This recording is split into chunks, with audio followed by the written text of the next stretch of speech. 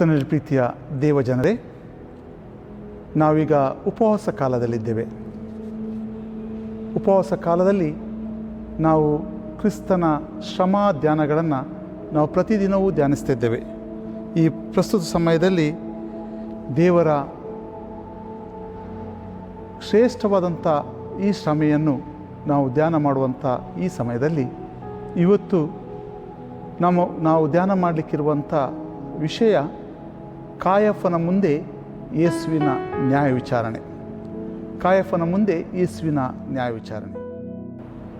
ನ್ಯಾಯ ವಿಚಾರಣೆ ಅಂತ ಹೇಳುವಾಗ ಯಾವಾಗಲೂ ಕೂಡ ಅದು ಪಕ್ಷಪಾತವಿಲ್ಲದೆ ಏನು ಸತ್ಯ ಸಂಗತಿ ಇದೆಯೋ ಅದಕ್ಕೆ ಪೂರಕವಾಗಿ ಅವರಿಗೆ ಸಿಗಬೇಕಾದಂಥ ನ್ಯಾಯವನ್ನು ಒದಗಿಸಿಕೊಡುವಂಥ ಜವಾಬ್ದಾರಿ ಉಳ್ಳಂಥ ಸ್ಥಾನದಲ್ಲಿರುವವರು ಮಾಡುವಂಥ ಕಾರ್ಯ. ಆದರೆ ಈ ಕಾಯಫನ ಮುಂದೆ ಯೇಸುವಿನ ನ್ಯಾಯ ವಿಚಾರಣೆ ಬಹಳ ಒಂದು ವಿಭಿನ್ನವಾದಂಥ ರೀತಿಯಲ್ಲಿ ನಮಗೆ ದೇವರ ವಾಕ್ಯದ ಹಿನ್ನೆಲೆಯಲ್ಲಿ ಕಂಡುಕೊಳ್ಳುವಂಥ ಈ ಸಮಯದಲ್ಲಿ ನಾವು ಆಲೋಚನೆ ಮಾಡೋದಾದರೆ ಸ್ವಲ್ಪ ಅದರ ಹಿನ್ನೆಲೆಯನ್ನು ನಾವು ಆಲೋಚನೆ ಮಾಡಿಕೊಳ್ಳುವಂಥದ್ದು ಭಾಳ ಮುಖ್ಯ. ಕಾಯಫನು ಯಾಜಕನಾಗಿ ನೇಮಿಸಲ್ಪಡ್ತಾನೆ. ಕಾಯಫ ಅಲ್ಲಿಯ ಯಾಜಕನಾಗಿ ತನ್ನ ಜವಾಬ್ದಾರಿಯುತ ಸ್ಥಾನದಲ್ಲಿ ಮುಂದುವರಿತಾನೆ. ಆದರೆ ಕಾಯಫ ಅಧಿಕಾರಕ್ಕೆ ಬರುವುದಕ್ಕಿಂತ ಹಿಂದೆ ಆತನ ಮಾವನಾದಂಥ ಅನ್ನ ಅಧಿಕಾರದಲ್ಲಿ ಯಾಜಕನಾಗಿದ್ದ. ನಂತರ ತನ್ನ ಅಳಿಯ ಈ ಜವಾಬ್ದಾರಿಯನ್ನು ವಹಿಸಿಕೊಂಡ ಮೇಲೆ ಕಾಯಫ ಅಧಿಕಾರದಲ್ಲಿದ್ದರೂ ಕೂಡ ಅದರ ಹೆಚ್ಚಿನ ಜವಾಬ್ದಾರಿಯನ್ನು ಅನ್ನನೇ ನಿಭಾಯಿಸ್ತಿದ್ದ. ಯಾಕಂದರೆ ಹೆಚ್ಚಿನ ಮಾರ್ಗದರ್ಶನವನ್ನು ಕೊಡ್ತಿದ್ದವನೇ ಅನ್ನನಾಗಿದ್ದ. ಆದರೆ ಕಾಯಫ ಒಬ್ಬ ಯೇಸುವಿನ ನ್ಯಾಯ ವಿಚಾರಣೆ ಸಂದರ್ಭದಲ್ಲಿ ಭಾಳ ಮುಖ್ಯವಾದಂಥ ಪಾತ್ರವನ್ನು ವಹಿಸ್ತಾನೆ. ಯಾಕಂದರೆ ದೇವರ ವಾಕ್ಯದಲ್ಲಿ ಮತ್ತಾಯನ ಬರೆದ ಸುವಾರ್ತೆ 26ನೇ ಅಧ್ಯಾಯ 57ನೇ ವಚನದಲ್ಲಿ ಹೀಗೆ ಬರೆಯಲ್ಪಡ್ತದೆ: ಯೇಸುವನ್ನು ಹಿಡಿದವರು ಆತನನ್ನು ಮಹಾಯಾಜಕನಾದ ಕಾಯಫನ ಬಳಿಗೆ ತೆಗೆದುಕೊಂಡು ಹೋದರು ಎಂಬಂಥ ವಿಚಾರ. ಯೇಸುವನ್ನು ಹಿಡಿದು ನೇರವಾಗಿ ಕಾಯಫನ ಮುಂದೆ ನ್ಯಾಯ ವಿಚಾರಣೆಗೆ ಹಿಡಿದುಕೊಂಡು ಬರ್ತಾರೆ. ಯೇಸುವನ್ನು ಹಿಡಿದುಕೊಡುವಂಥ ಮಟ್ಟಿಗೆ ಬಹಳ ಮುಖ್ಯವಾದಂಥ ಪಾತ್ರವನ್ನು ವಹಿಸಿದವನು ಯಾರಂತ ಹೇಳಿದರೆ ಕಾಯಫ. ಯಾಕಂದರೆ ಎಲ್ಲಿ ಯೇಸುವಿನ ಮೇಲೆ ಆತನ ದ್ವೇಷ ಆರಂಭವಾಯಿತು ಅಂತ ಹೇಳಿದರೆ ಕಾಯಫನಿಗೆ ಮತ್ತು ಅನ್ನನಿಗೂ ಯೆರೂಸಲೇಮಿನ ದೇವಾಲಯದಲ್ಲಿ ಶನಿವಾರ ಮೇಜವನ್ನು ಉರುಳಿಸಿದ ಮೇಲೆ ಅನ್ನನಿಗೂ ಕಾಯಫನಿಗೂ ಬಹಳ ಮುಖ್ಯವಾಗಿ ಯೇಸುವಿನ ಮೇಲೆ, ಯೇಸು ನಮ್ಮ ಜೊತೆಯಲ್ಲಿದ್ದರೆ ಅಥವಾ ನಮ್ಮ ಜನರ ಮಧ್ಯದಲ್ಲಿದ್ದರೆ ನಮಗೆ ಉಳಿಗಾಲ ಇಲ್ಲ ಅನ್ನೋ ಉದ್ದೇಶದಿಂದ ಇವನನ್ನು ಹೇಗಾದರೂ ಮಾಡಿ ಮರಣದಂಡನೆ ಕೊಡಿಸಬೇಕೆನ್ನುವಂಥ ನಿಟ್ಟಿಗೆ ಕಾರ್ಯ ಮಾಡಬೇಕೆನ್ನುವಂಥ ಆಲೋಚನೆಗಳನ್ನು ಕುತಂತ್ರಗಳನ್ನು ಅಲ್ಲಿಂದಲೇ ಆರಂಭವಾಗ್ತದೆ. ಯಾಕಂದರೆ ಆ ಒಂದು ಯೆರೂಸಲೇಮ್ ದೇವಾಲಯದಲ್ಲಿ ಮಾರುತ್ತಿರುವಂಥ ಪ್ರತಿಯೊಂದು ವಸ್ತುಗಳಿರ್ಬೋದು, ಪ್ರಾಣಿಗಳಿರ್ಬೋದು, ಅಥವಾ ಯಾವುದೇ ವಿಚಾರಗಳಿರ್ಬೋದು, ಅದು ಅನ್ನನ ಕೈಗೆ ಅಧಿಕಾರದಿಂದ ಕೂಡಿರುವಂಥದ್ದು. ಅನ್ನನ ಅಧಿಕಾರದಿಂದ ಎಲ್ಲವೂ ಕೂಡ ಆತನಿಗೆ ಅದರ ಅಂಶಗಳು, ಪಾಲು ಅವನಿಗೆ ಸೇರ್ತಿತ್ತು. ಇದನ್ನು ಯಾವಾಗ ಯೇಸು ಅದನ್ನು ಹೊಡೆದೋಡಿಸ್ತಾನ ಅಥವಾ ತಡಿತಾನ, ಅವತ್ತಿನಿಂದ ಇವರಿಗೆ ಯೇಸುವಿನ ಮೇಲೆ ದ್ವೇಷ ಆರಂಭವಾಗ್ತದೆ. ಮಂತ್ರ ಕಾಯಫ ಮುಖ್ಯವಾಗಿ ಆತನ ಕಾರ್ಯ ಏನೆಂದರೆ ಯೇಸುವನ್ನು ಈ ಒಂದು ರೀತಿಯ ಕುತಂತ್ರದಲ್ಲಿ ಸಿಕ್ಕಿಸಿಕೊಳ್ಳುವಂಥ ಒಂದು ಕಾರ್ಯಕ್ಕೆ ಆಲೋಚನೆ ಮಾಡ್ತಾನೆ. ಲಾಜರನ್ನು ಎಬ್ಬಿಸಿದ ಮೇಲೆ, ತೀರಿ ಹೋದಂಥ ಲಾಜರನ್ನು ಎಬ್ಬಿಸಿದ ಮೇಲೆ ನಂತರ ಸೇರಿ ಬಂದ ಸೆನೆದ್ರಿಯನ್ ಸಭೆ ಭಾಳ ಮುಖ್ಯವಾಗಿ ಯೇಸುವನ್ನು ಹಿಡಿದು ಕೊಡುವಂಥ ಆಲೋಚನೆಗೆ ಕುತಂತ್ರದ ಯೋಚನೆಯನ್ನು ಕೊಟ್ಟವನೇ ಕಾಯಫ. ಭಾಳ ಸ್ಪಷ್ಟವಾಗಿ ಅಲ್ಲಿಯ ಒಬ್ಬ ಸದಸ್ಯನಿಗೆ ಆತನು ದೇವದೂಷಣೆ ಮಾಡಿದ್ದಾನೆ ಎನ್ನುವಂಥ ಆಲೋಚನೆಗಳನ್ನು ನೀಡಿದಂಥವನೇ ಈ ಮಹಾಯಾಜಕನಾದಂಥ ಕಾಯಫ. ಯಾಕಂದರೆ ಆತನ ಮಾವನಿಗೂ ತನಗೂ ಯೇಸು ಬಹಳ ವಿರುದ್ಧವಾಗಿದ್ದಾನೆ ಎನ್ನುವಂಥ ಉದ್ದೇಶದಿಂದ ಆತನಿಂದ ಎಲ್ಲವೂ ಕೂಡ ಅವರ ಸೇವೆಗೆ ಅವರು ಮಾಡ್ತಿದ್ದ ಕೆಲಸಕ್ಕೆ ಅಡ್ಡಿಯಾಗ್ತದೆ ಅನ್ನುವಂಥ ಉದ್ದೇಶದಿಂದ ಸೆನೆದ್ರಿನ್ ಸಭೆಯಲ್ಲೇ ಇವನ ವಿರುದ್ಧವಾಗಿ ಸಾಕ್ಷಿ ಹೇಳುವಾಗೆ ಕಾಯಫ ಕಾರ್ಯ ಮಾಡ್ತಾನೆ. ನಂತರದ ದಿನಗಳಲ್ಲಿ ಕಾಯಫನ ವಿಚಾರದಲ್ಲಿ ಆಲೋಚನೆ ಮಾಡೋದಾದರೆ ಇವನ ನ್ಯಾಯ ವಿಚಾರಣೆ ಎಲ್ಲಿಯೂ ಕೂಡ ಕ್ರಮಬದ್ಧವಾಗಿ ನಡೀಬೇಕಾಗಿತ್ತು. ಯೇಸುವನ್ನು ಹಿಡಿದುಕೊಂಡು ಬರ್ತಾರೆ. ಹಿಡಿದುಕೊಂಡು ಬಂದ ಮೇಲೆ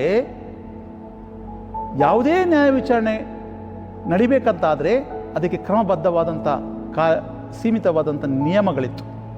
ಅಂದರೆ ಅದು ಹಗಲಲ್ಲೇ ನಡಿಬೇಕಾಗಿತ್ತು. ಆದರೆ ಯೇಸುವಿನ ನ್ಯಾಯ ವಿಚಾರಣೆ ಕಾಯಫನ ಕಾಲದಲ್ಲಿ ಹಗಲಲ್ಲಿ ನಡೀಲಿಲ್ಲ.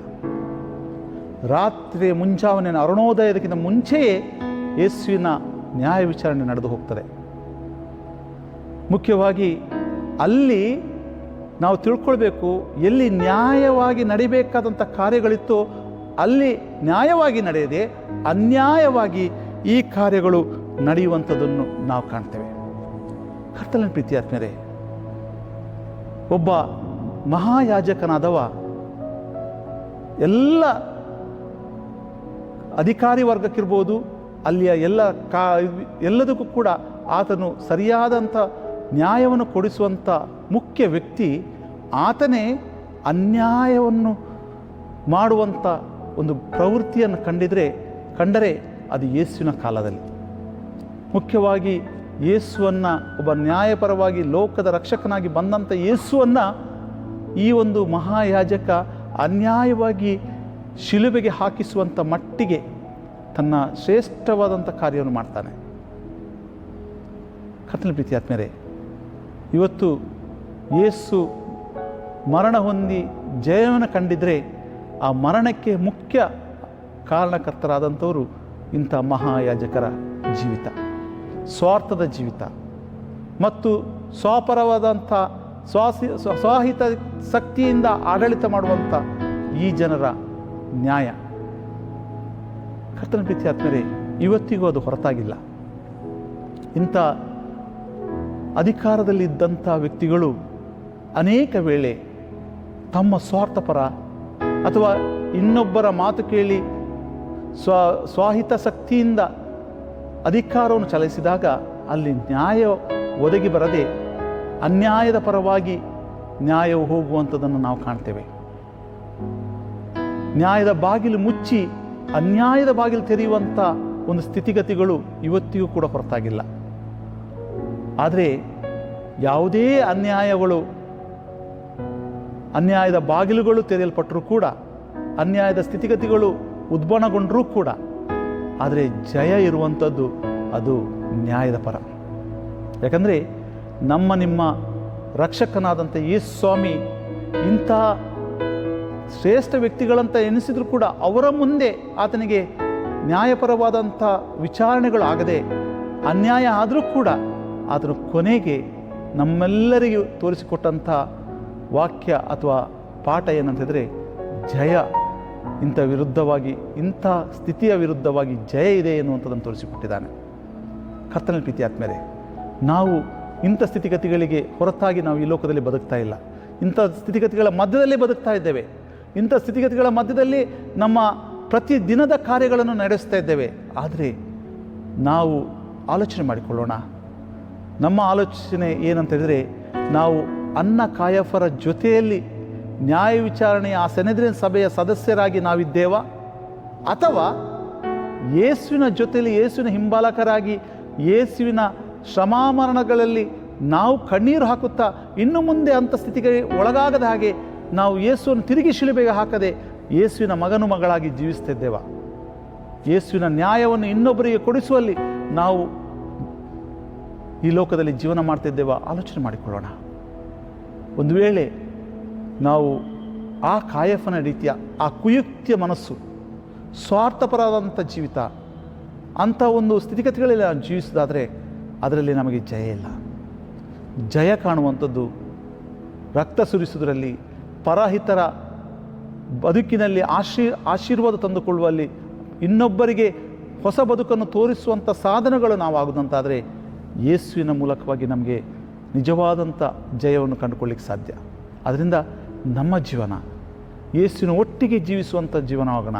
ಯೇಸುವಿನ ಪರ ನಿಂತು ನ್ಯಾಯ ಕೊಡಿಸುವಂಥ, ನಿಜವಾದ ನ್ಯಾಯ ಕೊಡಿಸುವಂಥ ನ್ಯಾಯ ನಮ್ಮದಾಗುವಂತೆ, ಮಾತ್ರವಲ್ಲ ಆ ಕಾಯಫನ ಕುಯುಕ್ತಿಯ ಜೀವಿತವನ್ನು ನಾವು ಮಾಡದೆ ನಿಜವಾದ ನ್ಯಾಯವನ್ನು ಕೊಟ್ಟು ಕ್ರಿಸ್ತನ ಮಹಿಮೆ ಮಕ್ಕಳಾಗಿ ಬಲ ನಂಬಿಗಸ್ತರಾದಂಥ ಒಳ್ಳೆಯ ಆಳುಗಳು ನೀವು ಧನಿಯ ಸೌಭಾಗ್ಯದ ಸೇರಿರಿ ಎನ್ನುವಂಥ ಜೀವಿತಕ್ಕೆ ದೇವರು ನಮ್ಮ ನಡೆಸುವ ಹಾಗೆ ಕೃಪೆಯನ್ನು ತುಂಬಿಸಲಿ. ಪ್ರಾರ್ಥನೆ ಮಾಡೋಣ. ಪ್ರೀತಿಯುಳ್ಳ ತಂದೆಯಾದ ದೇವರೇ, ನಮ್ಮ ಜೀವನದಲ್ಲಿ ನಿನ್ನ ವಾಕ್ಯದಲ್ಲಿ ಕೇಳಿದ ಹಾಗೆ ಯೇಸುವಿನ ಪರ ನಿಂತು ನ್ಯಾಯವನ್ನು ತೀರಿಸುವಂಥ ಸಾಧನಗಳು ನಾವಾಗಲಿಕ್ಕಾಗುವಂತೆ ನಮ್ಮ ನಡೆಸು. ಕಾಯಫನ ರೀತಿಯಲ್ಲಿ ಅನ್ಯಾಯವನ್ನು ನ್ಯಾಯದ ರೀತಿಯಲ್ಲಿ ತೋರಿಸಿ ಜನರನ್ನು ವಂಚಿಸುವಂಥ ಜೀವಿತ ಮಾಡದೆ, ಸ್ವಾಮಿ, ನ್ಯಾಯಕ್ಕೆ ನಿಂತು ಮರಣದಂಡನೆ ಶಿಕ್ಷೆಯನ್ನು ಅನುಭವಿಸಿದರೂ ಕೂಡ ಅದರ ಮೂಲಕವಾಗಿ ಜಯವನ್ನು ತಂದುಕೊಟ್ಟು ಲೋಕವನ್ನು ರಕ್ಷಿಸುವಂಥ ಶ್ರೇಷ್ಠ ಸೇವೆಯನ್ನು ಮಾಡುವಂಥ ಸಾಧನಗಳು ಆತನ ಮಕ್ಕಳು ನಾವಾಗಿ ಜೀವಿಸುವಲ್ಲಿ ಪವಿತ್ರಾತ್ಮನ ಮೂಲಕವಾಗಿಯೂ ದೇವರ ಸಹಾಯದ ಮೂಲಕವಾಗಿಯೂ ನಮ್ಮೆಲ್ಲರನ್ನು ಬಲಪಡಿಸಿ ನಡೆಸಲಿ.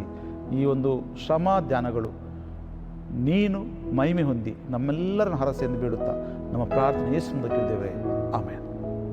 ದೇವರ ವಾಕ್ಯ ಮತ್ತು ಪ್ರಾರ್ಥನೆ ಮೂಲಕವಾಗಿ ನಾವೀಗ ಧ್ಯಾನ ಮಾಡಿದ್ದೇವೆ ಮತ್ತು ಈ ಧ್ಯಾನವನ್ನು ನಡೆಸಿಕೊಳ್ಳುವಲ್ಲಿ ಸಹಾಯ ಮಾಡಿದಂಥ ನಮ್ಮ ಕರ್ನಾಟಕ ಸದರ್ನ್ ಡಯಾಸಿಸ್ನ ಬಿಷೋಪರಾದಂಥ ರೈಟ್ ರೆವರೆಂಡ್ ಹೇಮಚಂದ್ರ ಕುಮಾರ್ ಮತ್ತು ಅವರ ಜೊತೆಯಲ್ಲಿ ಸಹಕಾರ ಮಾಡಿದಂಥ ಎಲ್ಲ ಸಭಾಪಾಲಕರಿಗೂ ಮತ್ತು ಇಡೀ ನಮ್ಮ ಡಯಾಸಿಸ್ನ ಎಲ್ಲರಿಗೂ ಕೂಡ ನಾನು ಪ್ರೀತಿಪೂರ್ವಕವಾಗಿ ಮತ್ತು ಇದನ್ನು ವೀಕ್ಷಿಸುವ ತಮಗೂ ಕೂಡ ಪ್ರೀತಿಪೂರ್ವಕವಾಗಿ ವಂದನೆಗಳನ್ನು ತಿಳಿಸ್ತೇನೆ. ಧನ್ಯವಾದ.